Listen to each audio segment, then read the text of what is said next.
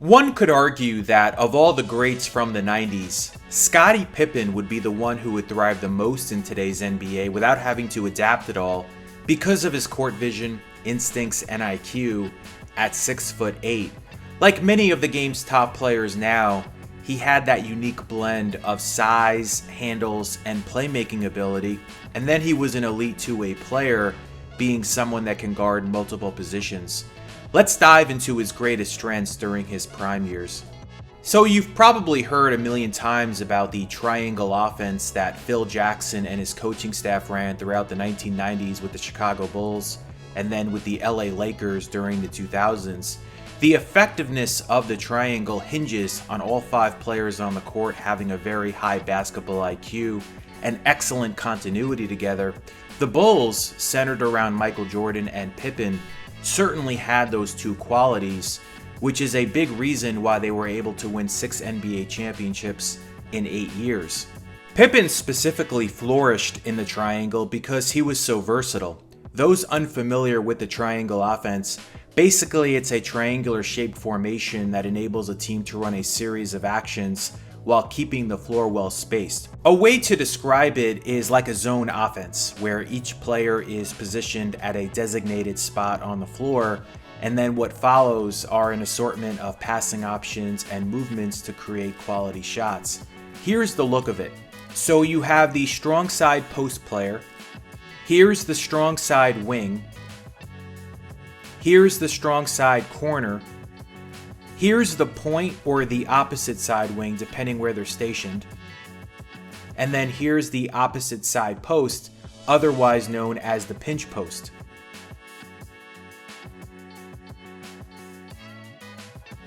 Pippen was able to excel at every location of the triangle. Here I'll dive into that.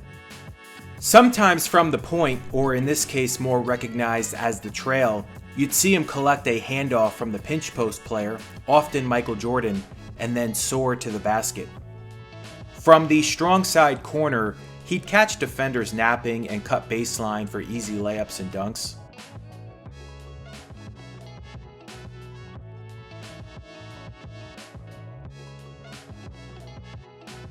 Here from the point or the opposite side wing, he'd make sharp cuts down the lane for layups, here going the opposite direction of the screen. From the strong side post, when he'd go to work, he was really good at using his length over smaller defenders to connect on these baby jump hooks.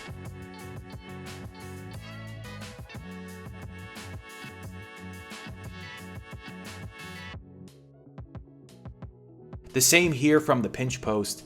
He was able to make these shots with either hand.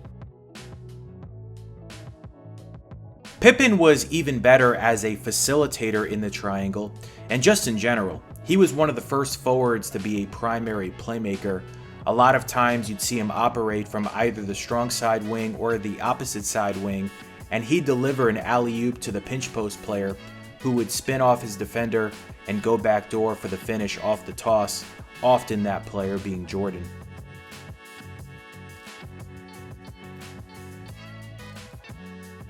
Sometimes Pippen himself was the recipient of these alley-oop tosses.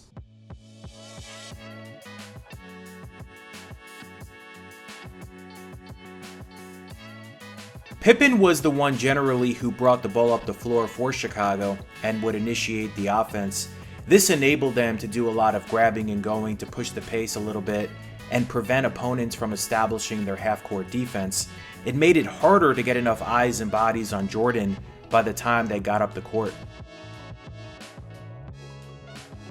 Maybe the most underrated aspect of those championship Bulls teams was that they did a great job protecting the ball and not turning the ball over much. They ranked in the top 5 in limiting turnovers all 6 of those championship seasons. Pippen was a master orchestrator who made brilliant decisions and found teammates time and time again in the right spots, especially off cuts. He averaged over 6 assists per contest in 3 of his seasons and 7 dimes once, which back then for a non-guard was super unique. Pippen was also really good on the break. Now, the Bulls back then didn't play at a fast pace really, but they were outstanding at forcing opponents into turnovers, which led to a lot of transition points for Pippen and others.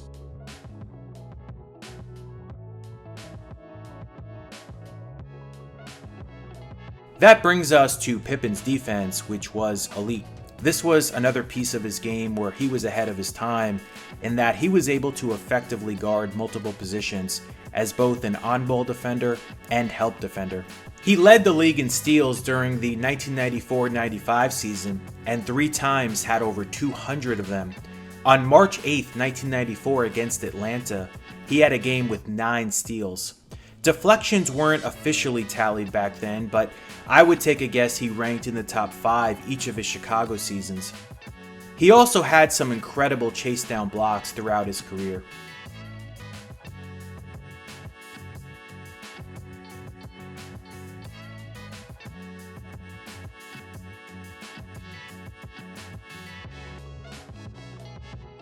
He was great at using his length to alter shots and sometimes block them on the perimeter. His most memorable defensive play came in Game 5 of the 1993 Eastern Conference Finals against the New York Knicks at Madison Square Garden when he helped deny Charles Smith from scoring in the final seconds. This is still one of the most iconic announcer calls in NBA history. Let's take a listen to Marv Albert as he was calling the game live on NBC.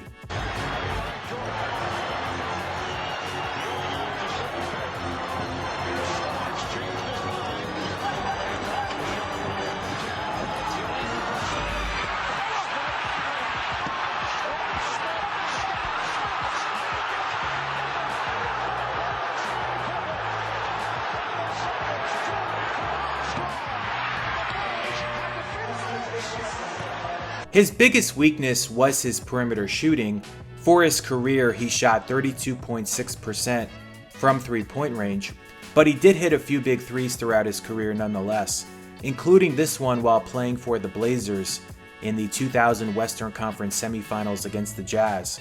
In Game 5, he pulled up and sank the go-ahead triple with 7.3 seconds left, and Portland would go on to win this game, which also ended the series. Pippen played his first 11 seasons with the Bulls.